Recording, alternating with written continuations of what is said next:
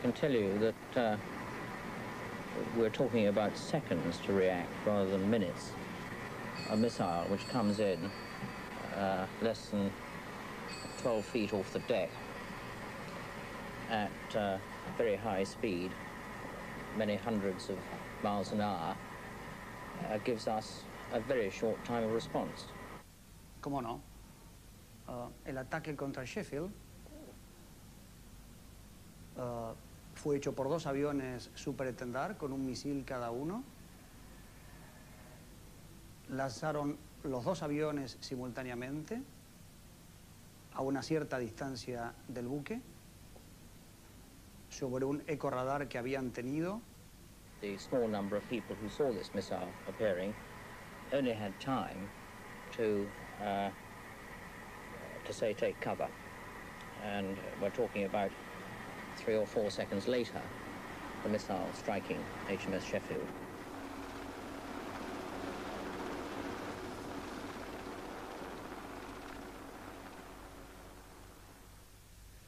There's no doubt at all that the Falklands campaign was, it has to be said, of great benefit to us.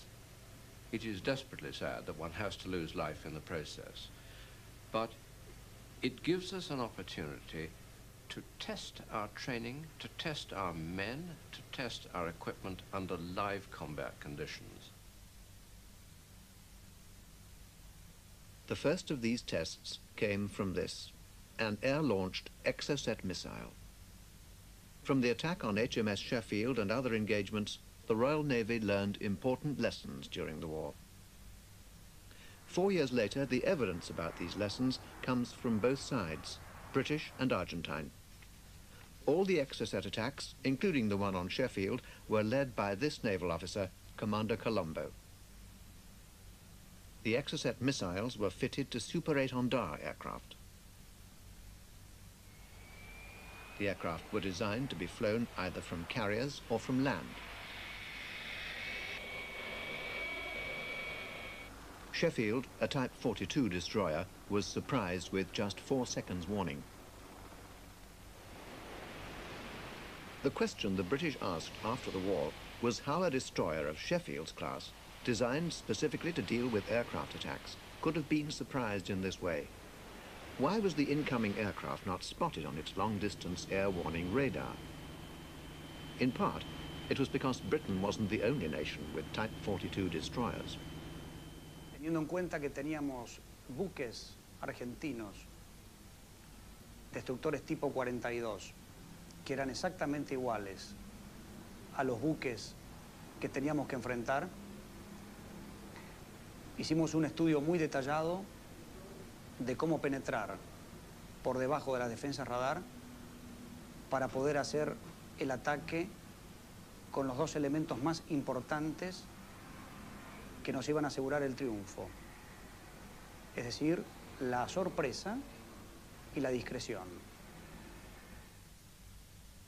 A technique called pecking the lobes was what the Argentines had already practiced against their own Type 42s. The lobes of an air warning radar have a very particular shape.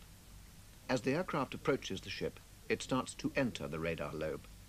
At this point, it's not in deep enough for the ship to pick it up. A radar warner in the cockpit tells the pilot to drop in height. By dropping in height, each time he pecks the lobe, the aircraft can escape radar detection almost all the way in.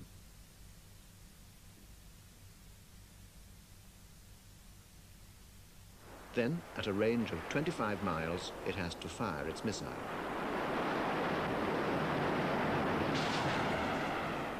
But to find its target, the aircraft has had to climb, and for a few seconds it's been forced into the radar lobe.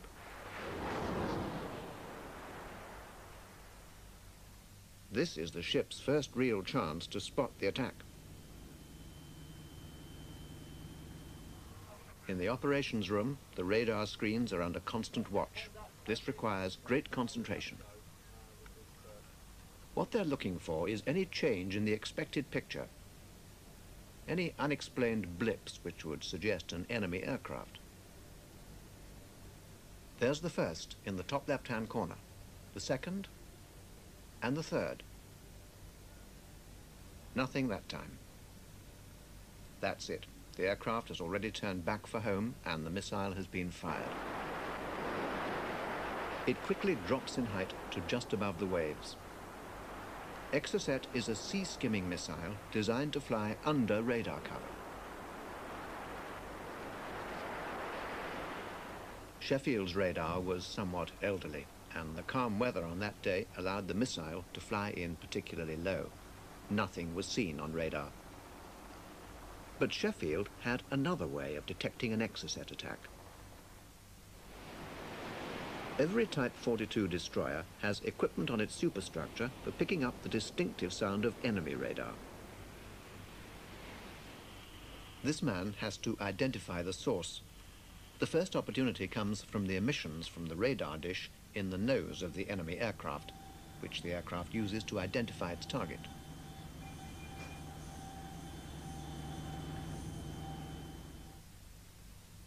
To try to escape detection, the aircraft flies in with its radar switched off. But before it can launch the Exocet, it has to climb and locate the ship with its radar. This beam is switched on for the shortest possible time. In a few seconds, the ship should realize that it's under attack. The aircraft then feeds the location of the ship from its radar into the Exocet and fires.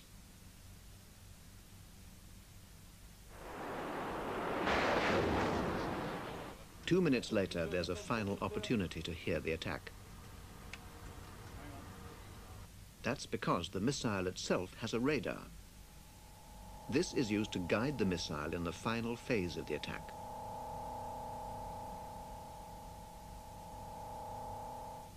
Again, to minimize detection, the Exocet flies in with its radar switched off. But with 30 seconds to go, the Exocet has to switch on its radar to hunt for the target. When it finds the ship, the Exocet locks on. The sound of the locked-on radar should be heard by the ship and is the final warning of an imminent attack.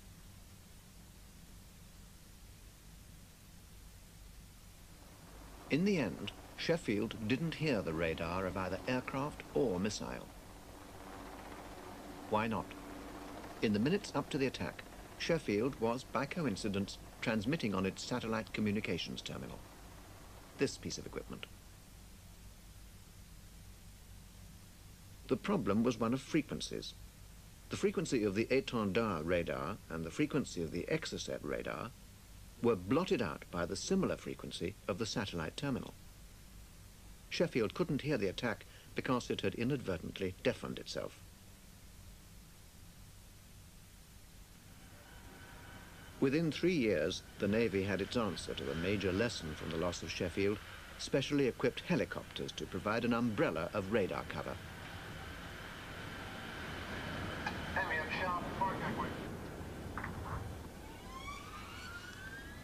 Inside this weatherproof bag is a radar scanner which would provide early warning for a task force.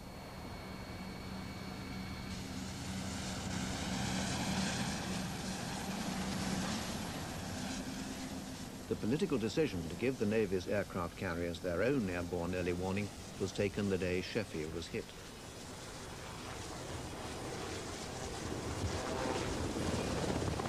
Once the helicopter is airborne, the radar scanner is swung down to give a full 360-degree coverage.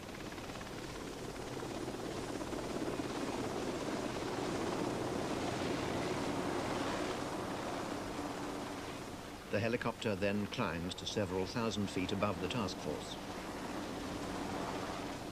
At this height, Earth curvature is much less of a problem than at sea level. The two observers can see up to 150 miles from the task force. In this position, they can control their sea harriers, but crucially they can direct them out to intercept enemy intruders.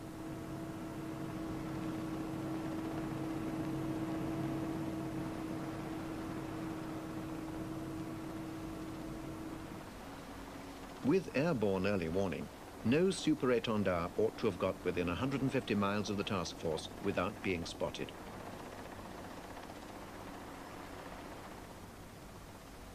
In the Falklands War, the Sea Harriers had to work without such guidance.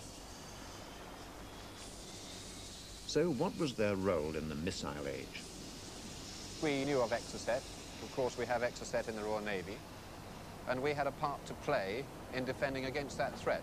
The Sea Harrier is the outer ring of defense of the fleet, and as such, we are there to shoot down enemy aircraft who hope to attack the fleet.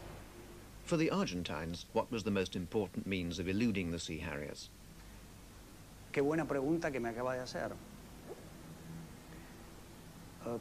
Realmente no se la puedo responder. Si yo le llegara a responder a usted esta pregunta, le quitaría mucho trabajo al servicio de informaciones inglés. A limitation to the Sea Harriers rapidly became apparent. With our little radar in the Sea Harrier, we couldn't see small, fast targets down low over a rough sea. This was a real problem and meant that the Étendard coming in the right conditions could possibly sneak past us and confront the missile systems, which was quite a worry to us. So what missile systems might such aircraft have encountered? Sea Dart was the main missile with the task force.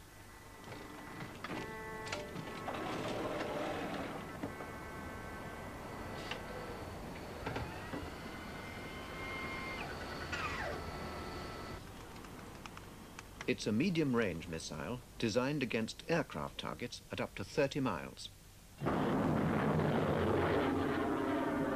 But of the Sea Dart hits in the Falklands War, all were against aircraft and none were against missiles. To stop an Exocet needs a missile system designed for that purpose. Such a system existed with Seawolf.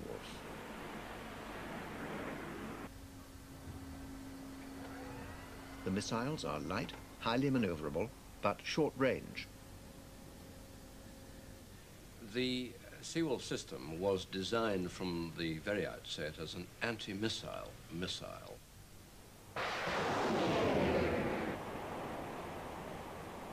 The missile is very high speed, flying at more than Mach 2, and therefore it's a very quick engagement at relatively short range, because the system engages its target at a maximum range of only 5 kilometers, and that's pretty much white surprise stuff when you're watching the threat develop from inboard. The British problem was that only 2 ships in the task force had the specialist anti-missile missile, HMS Broadsword and the other Type 22 frigate, HMS Brilliant. How best to use these 2 ships became a crucial question. It became quite obvious that one of the greatest dangers was that we might lose one of the carriers to Exocet attack. And therefore, we stationed one of the Type 22s, either Broadsword or Brilliant, as close to one of the carriers as much of the time as we could, certainly during all daylight hours. The technique became known as goalkeeping. 3 weeks after the loss of Sheffield, the limitations of having only 2 ships with Seawolf were to become all too evident.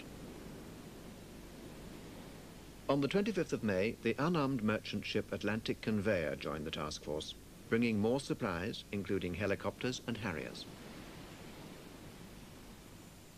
Unloading to the nearby carriers had not finished when the Argentines attacked. El 25 de mayo de 1982, 2 aviones Super Étendard con otros 2 misiles despegaron para atacar un blanco que, según la información inglesa, habría sido el Atlantic Conveyor. El ataque se hizo por el norte de las islas y en cuanto a las características del ataque en sí, no difirió en absoluto del ataque al Sheffield.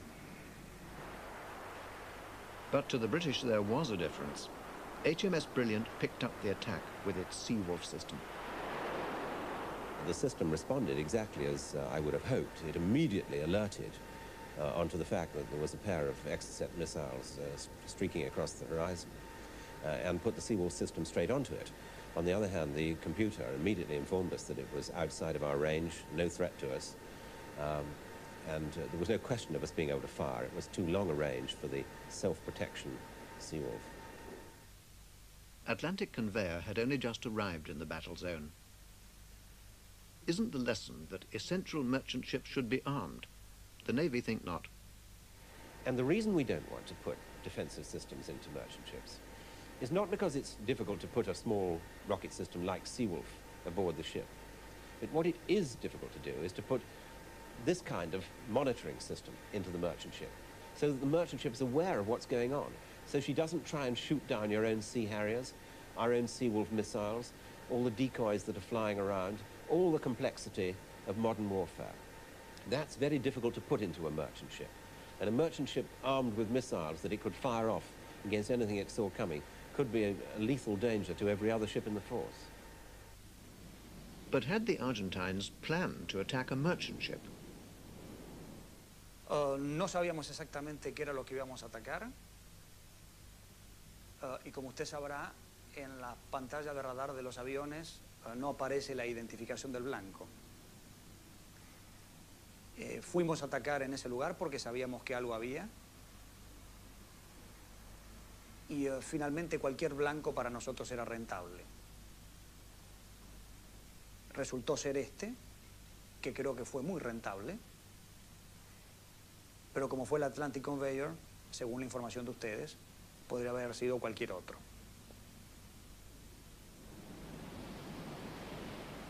The thought that it might have been an aircraft carrier highlighted the need for a last-ditch line of defense. So the Navy's immediate reaction after the war was to fit this to aircraft carriers.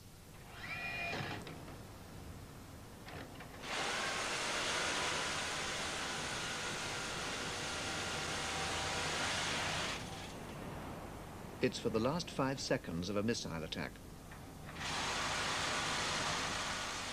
In that short time, several hundred bullets would be fired at the target.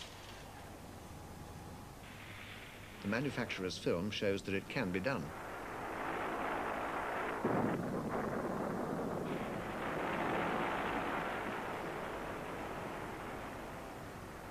But will hitting the missile always ensure that it disintegrates?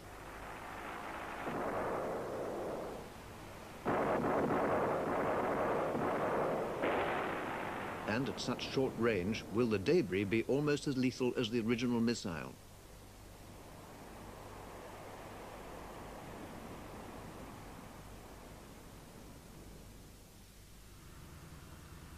This is the only device credited with successfully foiling an Exocet attack during the entire war. It's a chaff launcher.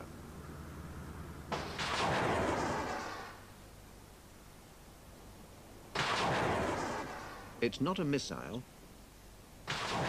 Chaff rockets burst near the ship, producing a cloud of fine aluminium needles.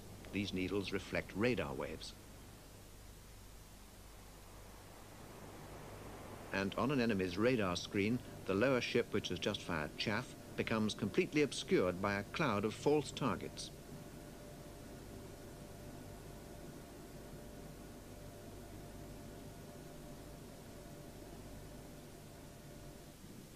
On the 30th of May, HMS Avenger was attacked not just by an Exocet, but also 4 Skyhawk bombers.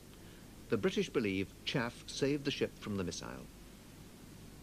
We started off by firing a pattern of chaff, and we turned very rapidly inside it, slowed right down, so that because of the direction of the wind, I didn't want to get outside the pattern of chaff that the ship had sown. And we stayed there, trying as far as possible to remain inconspicuous amongst all these chaff clouds. Once we had the missiles coming in, then we fired another chaff pattern on top of the one we'd already sown, and that presented quite a large number of chaff clouds for the missile to get at. On this radar screen, the northern ship is HMS Exeter with its Sea Dart anti-aircraft missile. To the south is Avenger, which has just fired chaff. The attack is developing from the bottom of the screen. This reconstruction shows what the British believe happened. Captain White recalls the action. Round Avenger, the chaff pattern is now blooming, and for the first time in the wake of the Super Étendard aircraft, you can just make out 4 faint echoes of Skyhawk bombers coming in.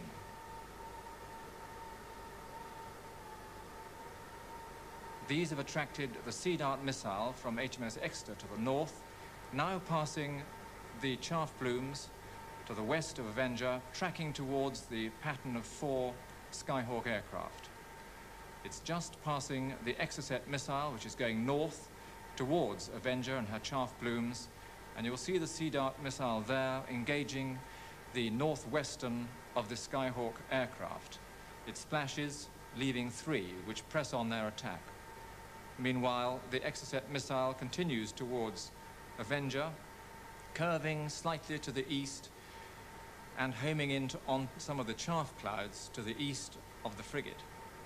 You see it passing through the chaff now, missing the frigate, and you'll see it come out the other side and splash harmlessly to the east of Exeter. Meanwhile, the 3 Skyhawk aircraft are going through the barrage of anti-aircraft fire put up by Avenger's gun. That claims 1 of them. The other 2 passed overhead, dropped their bombs, missed, I'm happy to report, and then wheeled off sensibly to Argentina. Originally developed in World War II, chaff had an unexpectedly good war in the Falklands. Even so, current chaff launchers are not very sophisticated. In particular, precise positioning of the chaff cloud is difficult. Controlling the chaff cloud depends on fuse time, and the only way to adjust that is by hand on deck.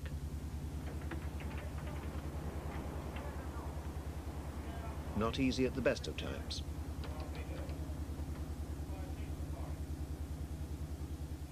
Since the war, Plessy have developed what they term seduction mode chaff. A computer in the operations room would take into account all these factors in order to time and place the chaff cloud precisely.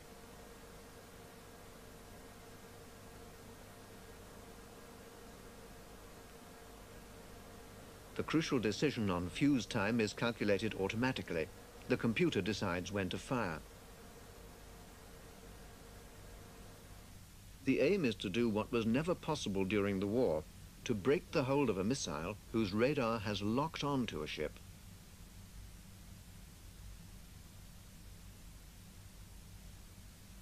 A correctly placed chaff cloud should be able to seduce the missile away from the ship.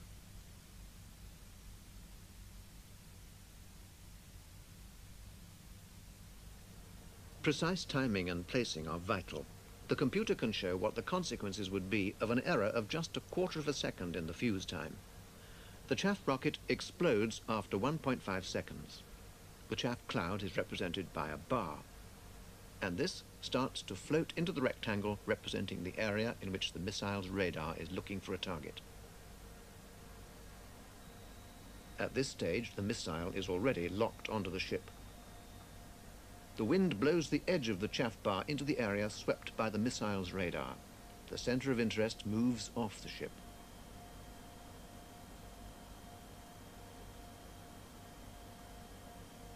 But because the timing was wrong, the chaff cloud leaves the radar rectangle too early.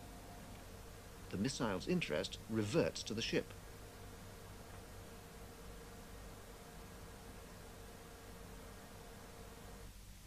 This is what it looks like from the missile's point of view. The chaff cloud hooks its attention, but can't hold it. The system's test will, unfortunately, be the next war.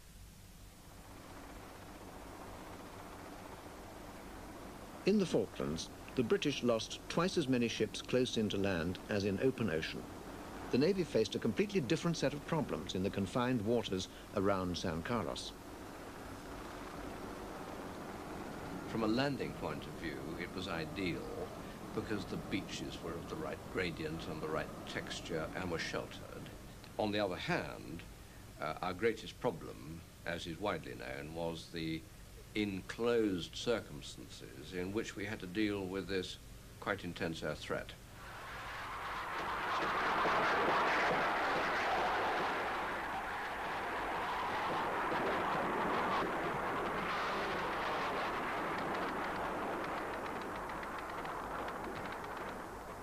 Excellent radars were almost useless in that very confined operating area. Reflections from land cluttered the picture to an unacceptable degree, so that really all you could see was a sort of rice pudding effect on your radar screen, which made it very difficult to see aircraft targets, which were flying low, round corners, and coming at you from only 2 or 3 miles notice and seen visually from the bridge.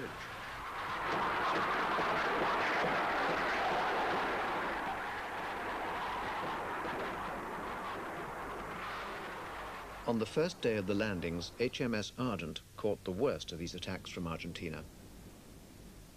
Éramos 6 aviones en total, 6 aviones Skyhawk A4Q, separados en 2 secciones reforzadas de 3 y 3, distanciadas 10 minutos una de otra.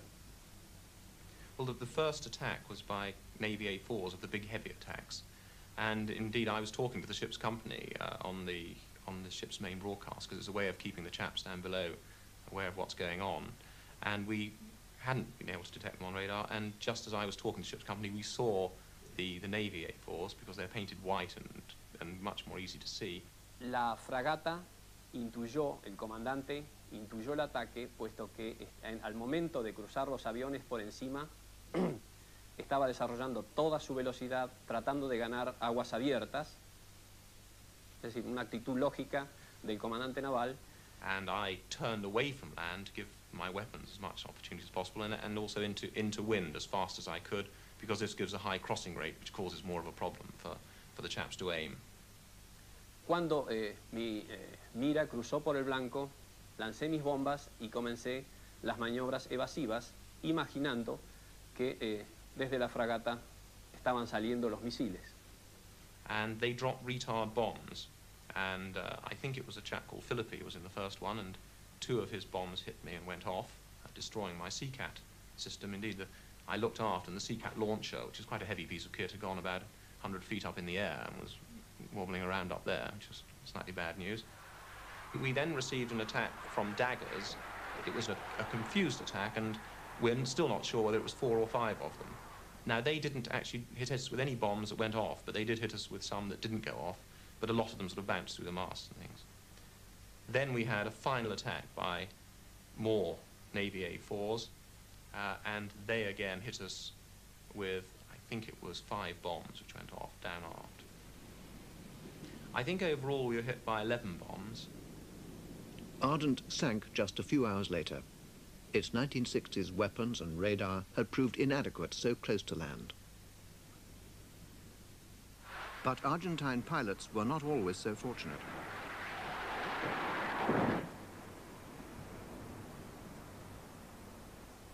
At least 50 Argentine aircraft were shot down during the war.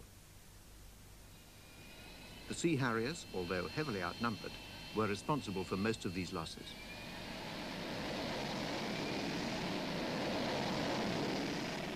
In the case of Ardent, Sea Harriers caught up with the Argentine aircraft just 2 minutes after the bombing. Y encontrándome desarrollando esas maniobras, sentí un fuerte impacto en la cola que me dejó el avión sin control, sin posibilidad de seguir girando o de hacer maniobras evasivas.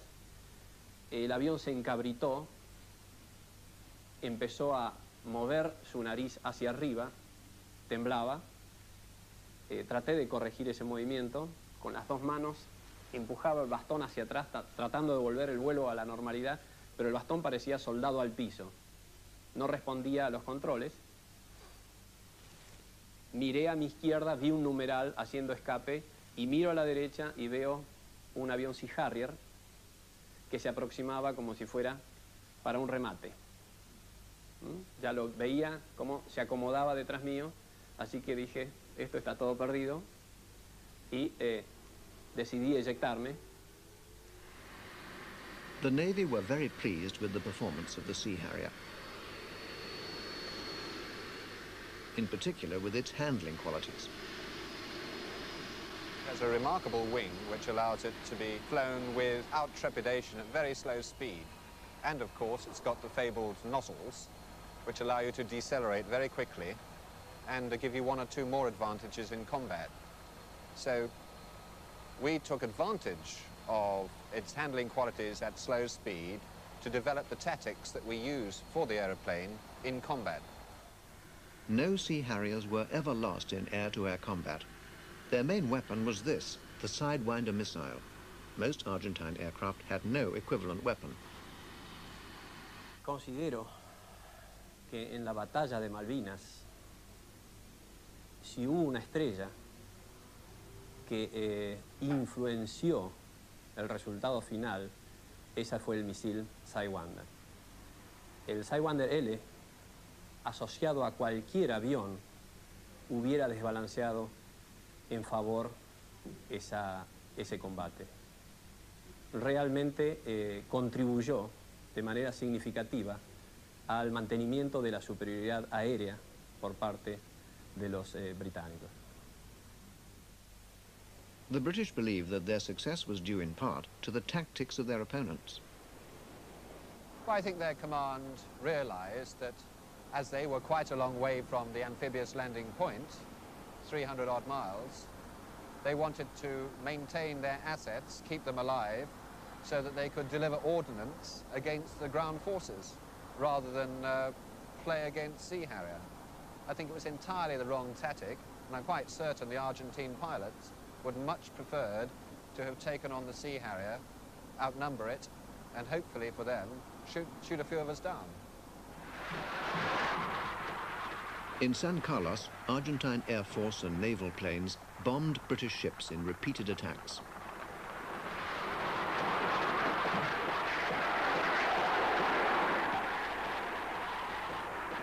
Some bombs missed their targets. Others were ultimately successful. But fortunately for the British, 10 ships were hit by bombs that did not explode. Why was this?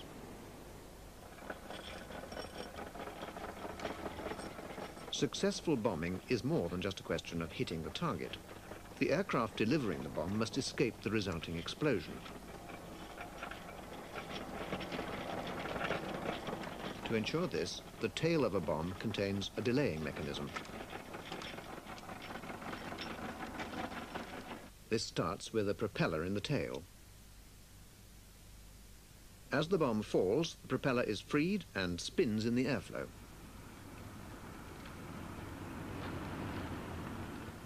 Inside the bomb, it unwinds an arming fork. After precisely 16.5 turns, the firing pin is freed.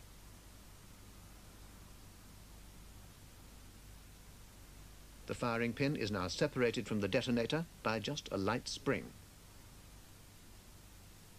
When the bomb hits, the firing pin sets off the explosion. The ship's defenses forced the Argentine aircraft down low. As a result, many Air Force bombs did not explode.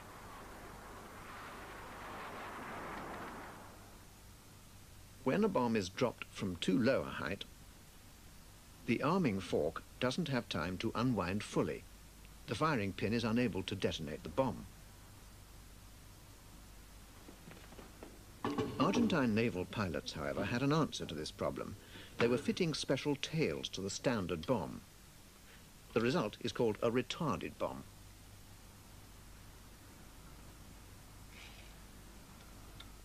La bomba con cola retardada está diseñada especialmente para ser lanzada a baja altura, y el efecto de la retardante de la cola permite que el avión escape a la fragmentación que se produce en el momento de la explosión. Concretamente, el avión lanzador va a estar aproximadamente 400 metros delante de su bomba en el momento que la bomba haga impacto. The retarded tail contains a parachute. With this relatively simple technology, naval pilots could attack successfully at low altitude.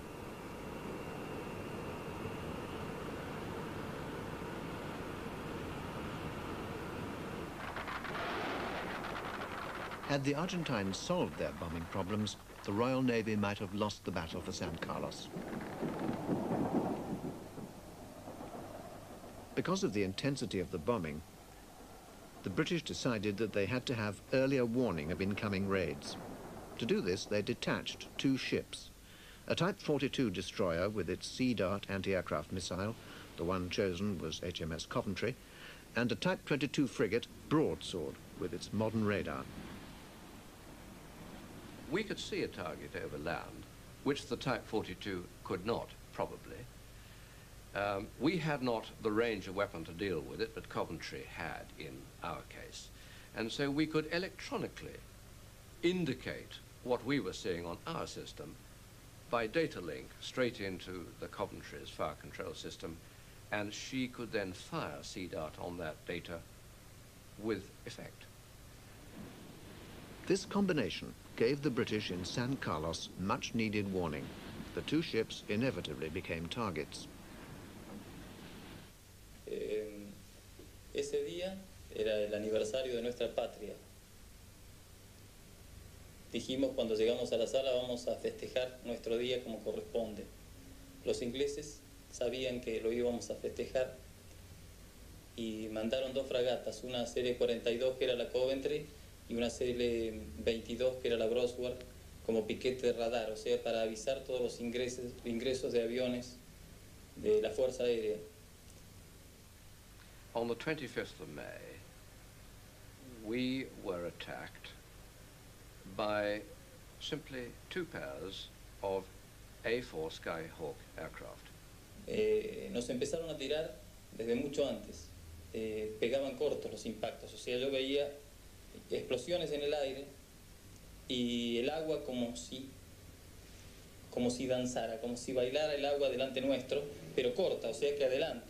Y veíamos que esa pared, como pared de fuego, se aproximaba muy rápidamente, hasta que entramos adentro de ella. And so we rattled off a seemingly inescapable wall of small arms led at this threat and were bombed. Tiré, pienso que corta, porque tenía miedo de chocar contra la fragata. Salté la fragata, miré por mis espejos y en el momento en que tiré, sentí varios impactos abajo. Entonces dije, me dieron, pero le pegué, creo. Luck or no luck, we were hit by one bomb aft, which passed right through the ship, having bounced off the sea, but it did not explode. Y yo grité, viva la patria, canejo, aprendan gringos de mierda. So you can imagine the situation at that moment. We'd had a failure with Seawolf. We were wrestling with it because we were aware of another raid coming out and we wanted to be ready to deal with it. We'd been hit with a bomb aft. There was a lot of activity to establish what we could still do, having been hit. And I suppose for a moment or two, bearing in mind there were 100 seconds or thereabouts between the arrival of the two raids, I'm quite certain that momentarily I lost sight of the second raid until somebody said, aircraft green 20, which was a visual indication from the bridge that to starboard by 20 degrees could be seen this other raid coming in. And my excellent team, and they were excellent, they were pounding the keyboard of this system of ours to bring the Seawolf back into control, which they succeeded in doing, and we lined up on this approaching second threat. And I could, again, clearly see it coming in on the little television monitor that I could see from where I was standing in the operations room. And we were about to deal with it when, to my horror, I saw in the television screen, which was looking down the line of sight, the Coventry's bow crossed that line of sight, which prevented us from firing. And then seconds later, she was hit by 2 or 3 bombs and blew up in a very spectacular way. Coventry was the last destroyer the British lost in the war. The lesson for future warships is that they must be able to defend themselves independently.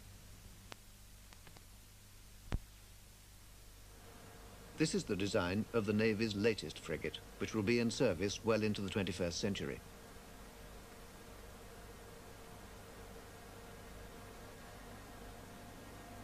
As a result of the war, it's a more heavily armed ship with a 4.5-inch gun and 2 different missile systems.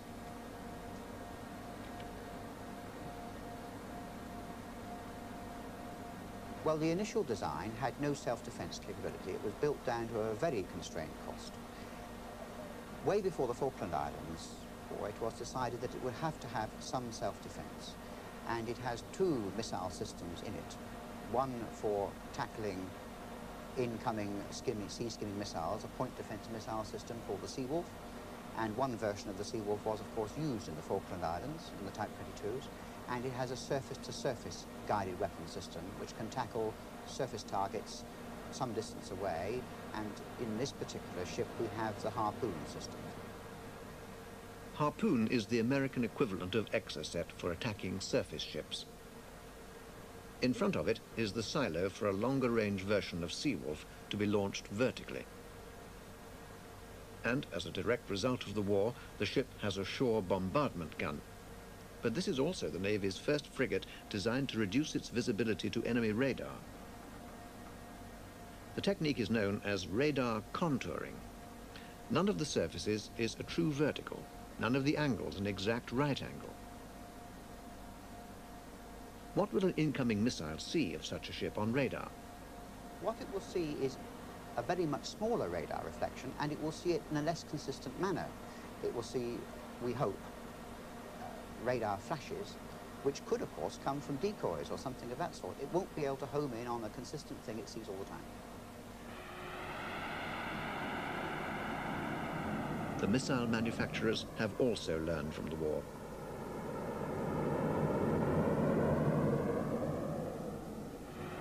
The latest Exocets have twice the range of those in the Falklands.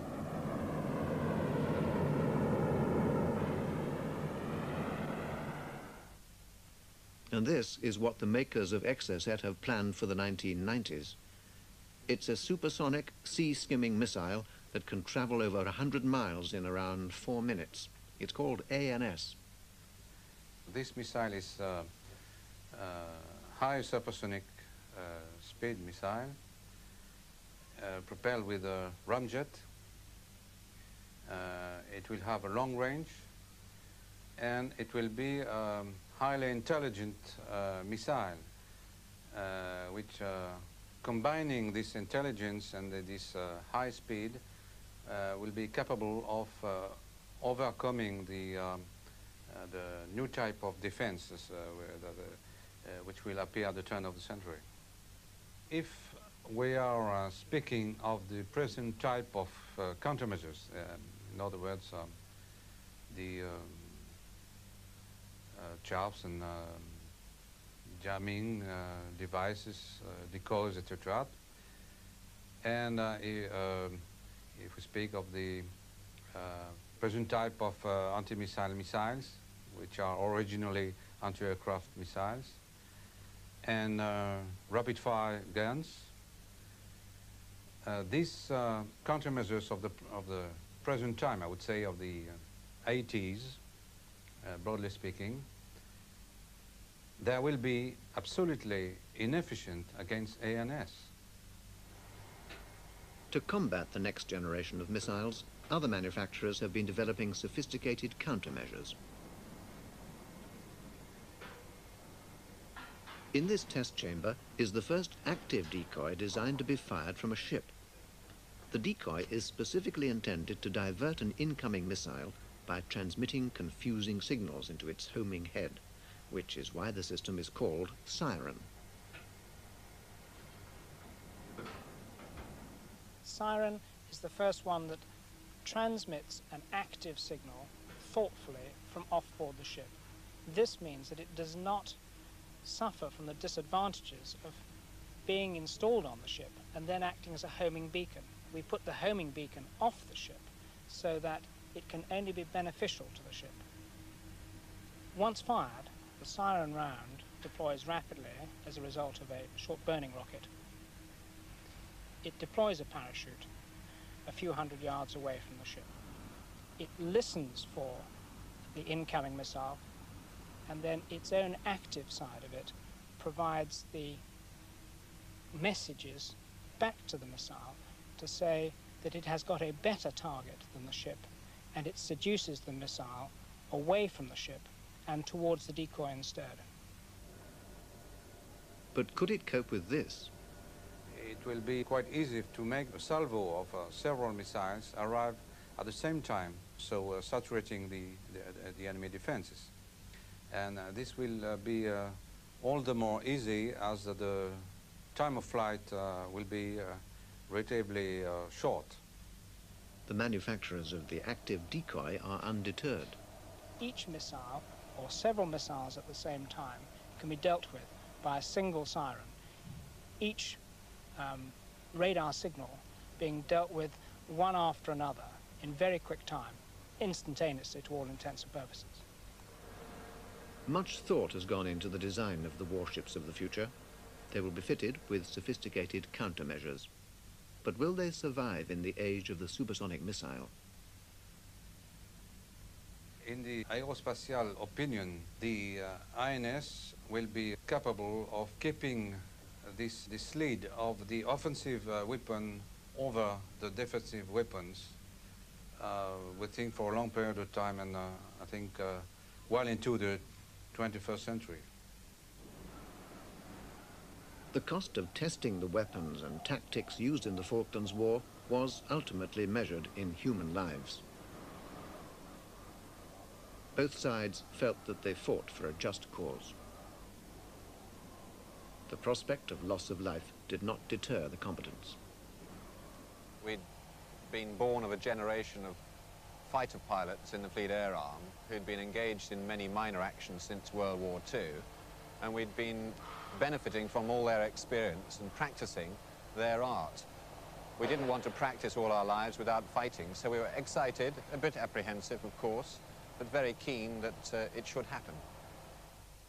Si hay alguna enseñanza respecto de la guerra de Malvinas, como la veo yo, proviene del hecho de saber que en lo que hace a la aviación naval hemos combatido contra ingleses que son verdaderos profesionales en el arte de hacer la guerra. Desde nuestro punto de vista, creo que los oficiales de la aviación naval que intervinieron también lo somos. Tal vez lo realmente lamentable de todo esto sea que nos hayamos tenido que medir en estas circunstancias. No le quepa la menor duda que si fuera necesario volveríamos a hacerlo.